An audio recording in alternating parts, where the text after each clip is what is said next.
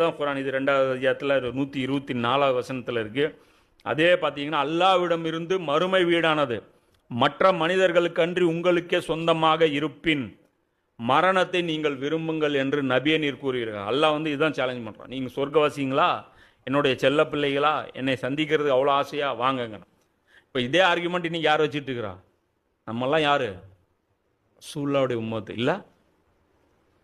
இந்த இந்த பாக்கியம் யாருக்காவது கிடச்சிருக்கா? பிறவு சிறப்பு தான் நமக்கு. இன்னைக்கு நாம நீங்கள் ஒரு சாதாரண ஒரு காமன் முஸ்லீம்கிட்ட கேளுங்க பாருங்க, என்ன நினச்சிட்டீங்க? எங்களுக்கெல்லாம் ரம்ஜான் மாதம் அருளப்பட்டு இருக்குது, லைலத்துல் கதர் இருக்குது, நாங்கள்லாம் இப்படியே எங்களுக்கு ஜும்மா தொழுகை இருக்குது, எங்களுக்கெல்லாம் எவ்வளோ வெப்பன்ஸ் தரப்பட்டிருக்கு, நாங்களாம் எவ்வளோ சூப்பர் பவர் குழந்தைங்க அப்படின்னு. சாவு மட்டும் வேணுமா அப்படின்னு கேட்டால் கிடையாது. முடிஞ்ச வரைக்கும் மேக்ஸிமம் ட்ரை என்ன இருக்கோ எல்லாம் பண்ணிடும்.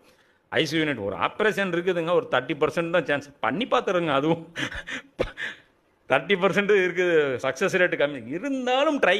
அது 30% இருக்குல்ல, அதையாவது பண்ணிப்பாரு.